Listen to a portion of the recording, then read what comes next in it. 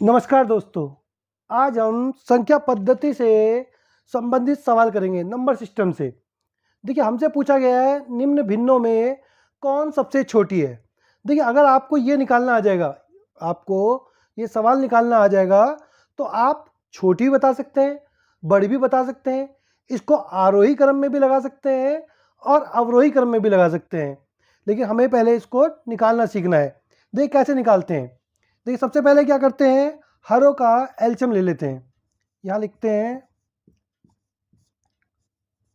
हरों का एलसीएम। देखिए, हम इस सब का एलसीएम लेंगे, 13 का, 26 का, 39, 52, तो एलसीएम आएगा 156।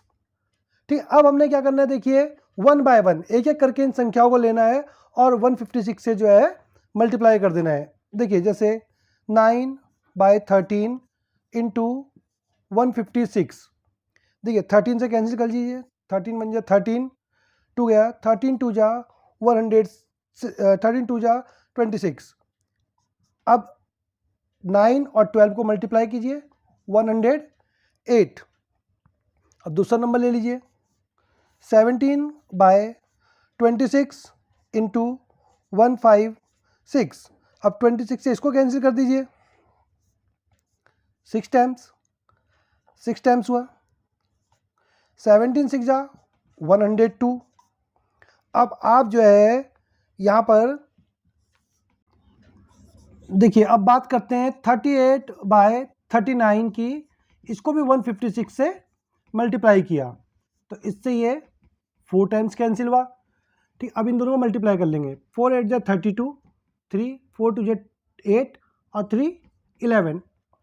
अब बचा 33 अपॉन में 52 इंटू 156। जो एलसीएम है उसको सबसे मल्टीप्लाई करना है और कैंसिल करना है।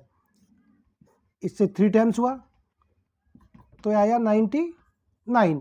देख लीजिए, अब हमें इनको देख के पता लग रहा है। देखिए, इसका 108, इसका 102, इसका 1112 और इसका 9999। तो बोलते हैं कौन सी सबसे छोटी है। देखिए, हमारे पास जो सबसे छोटी संख्या है वो 33 अपॉन में 52 है। अब हम देखिए इसमें सबसे बड़ी बता सकते हैं, क्योंकि सबसे बड़ी देखिए हमारे पास 112 है।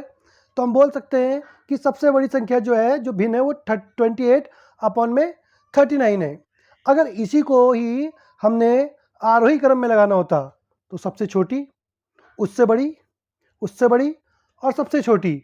और इसे ही अवरोही क्रम में लगाना होता तो आप क्या करते हैं, सबसे बड़ी, उससे छोटी, उससे छोटी और फिर सबसे छोटी। एक बार हमें ये निकालना आ जाए, हम सबसे छोटी, सबसे बड़ी, आरोही, अवरोही, इसमें सब बता सकते हैं।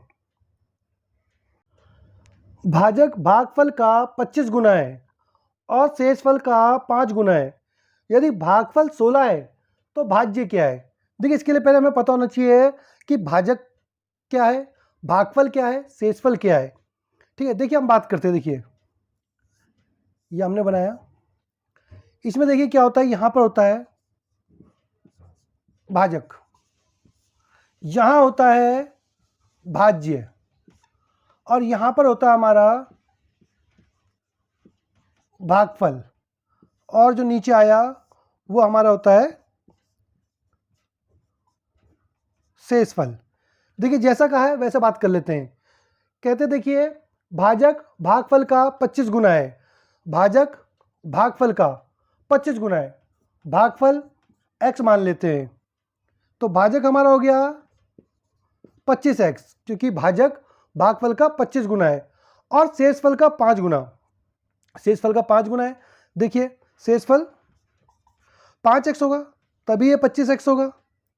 ठीक है, अब देखिए बताता है, यदि भागफल 16 है, देखिए भागफल ये रहा, यानी कि हमारा x बराबर 16 दिया गया है, तो कहता है कि भाज्य क्या है। अच्छा, देखिए पहले x 16 है तो हमें शेषफल भी पता मिल जाएगा।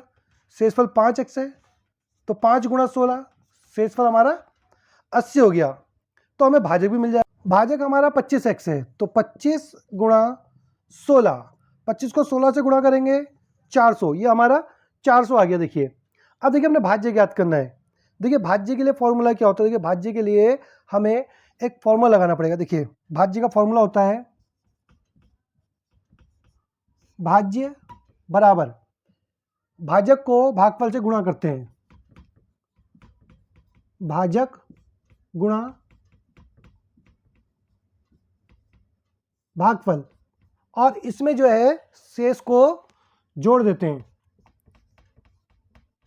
ये हमारा भाज्य निकालने का तरीका है। अब देखिए हमारे पास भाज्य कितना है, भाजक कितना है, भाजक आया 400, 400 लिख देंगे, गुणा भागफल आया 16, और जमा शेष हमारा यहाँ पर देखिए शेषफल 80 है, तो हम 80 को इसमें जोड़ देंगे।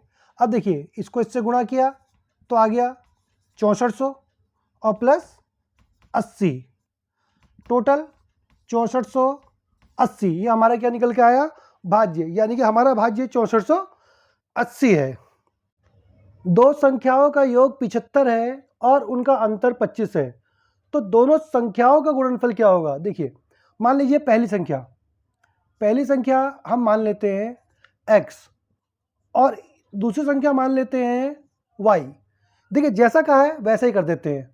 दो संख्याओं का योग 75 है, तो पहली संख्या प्लस दूसरी संख्या बराबर 75। इसने बोला दोनों संख्याओं को जोड़ेंगे तो 75 आना चाहिए, और उनका अंतर 25 है, यानी जब इन संख्याओं को घटाते हैं तो उनका अंतर 25 है।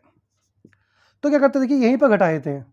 देखिए माइनस प्लस माइनस, ये कैंसिल हो गया, ये बचा 2y इज इक्वल टू 75 में जो 25 गए 50, तो y is equal to 50/2, cancel किया तो आया 25। अब क्या करेंगे, y का वैल्यू पुट कर देंगे। देखिए समीकरण है x plus y is equal to 75, ठीक है। तो देखिए इसमें वैल्यू रख देंगे, x का वैल्यू निकल के 25 आया, तो यहाँ पर x plus 25 is equal to 75, तो x is equal to 75 minus 25, तो x इज इक्वल टू आ गया 50। देखिए यहाँ पर हमारा सवाल देखिए सही है नहीं सही, हम यहीं पर जो है जांच कर सकते हैं। इसने क्या बोला, दो संख्याओं का योग 75 है। देखिए एक 25 है और दूसरी 50 है, जोड़ लीजिए 75 आ रहा है, और उनका अंतर 25 है। देखिए 50 में से 25 घटा दीजिए, अंतर ही 25 आ गया। अब पूछता है दोनों संख्याओं का गुणनफल क्या होगा। देखिए पूछता है x गुणा वाई इज इक्वल टू क्या होगा, ठीक है। x का वैल्यू ले लीजिए, x 50 है और y का वैल्यू 25 है, दोनों को मल्टीप्लाई कर दो तो उनका गुणनफल 1250 होगा। एक फार्म में गाय और मुर्गियां हैं, यदि सिर गिने जाए तो 180 हैं, यदि टांगे गिनी जाए तो 420 है। फार्म में गायों की कुल संख्या कितनी है। देखिए गाय और मुर्गियां हैं, सिर गिने जाए तो 180 है। देखिए सिर सबके एक होते हैं, चाहे गाय हो या मुर्गी हो, तो यानी कि 180 तो टोटल ये होंगे गाय और मुर्गियां मिलाकर, क्योंकि सर गाय का भी एक होगा और मुर्गी का भी एक होगा। यदि टांगे गिनी जाए तो 420 है। देखिए टांगे, गाय की 4 टांगे होगी और मुर्गियों की 2 टांगे होगी। तो फार्म में गायों की संख्या बतानी हमने। देखिए सबसे पहले हम गायों की संख्या मान लेते हैं।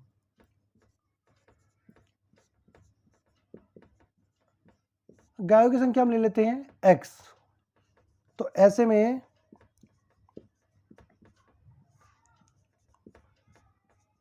मुर्गियों की संख्या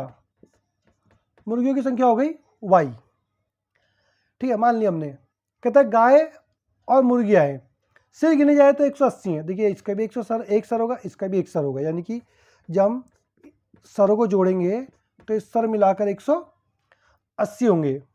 यदि टांगे गिनी जाए तो 420 है। देखिए गाय है, गाय की संख्या x है, गाय की जितनी भी संख्या है उसको हम 4 से गुणा करेंगे तो हमें टांगे पता लग जाएगी, तो ये हो गया 4x। और कहता है कि मुर्गियाँ है, मुर्गी की 2 टांग होती है तो प्लस 2y, तो टांगे मिलाकर 420 है। देखिए 2 समीकरण बन गए। हम क्या करते हैं, इसको पहला समीकरण मान लेते हैं और इसको दूसरा समीकरण मान लेते हैं। समीकरण में आप x बराबर कर लीजिए या y बराबर कर लीजिए। हम x बराबर कर लेते हैं 4 ऊपर और इसका 1 नीचे, ये फॉर्म हमने ऊपर दे दिया और 1 नीचे ले लिया। अब इसको मल्टीप्लाई करेंगे, 4x plus 4y is equal to 720। अब हम इसको करेंगे, ठीक है, तो ये हो गया 4x plus 2y is equal to 420। अब हम इसको माइनस कर लेते हैं, देखिए माइनस माइनस माइनस, ये कैंसिल, 4 में से 2 गए, 2y इज इक्वल टू 720 में से 420 गया 300। तो हमारे पास यहाँ बचा y इज इक्वल टू 300/2 यानी कि 150। y हमने क्या माना था, y हमने मुर्गियों की संख्या मानी। मुर्गियाँ हमारी देखिए हमारी 150 निकली है, ठीक है, टोटल 180 थे।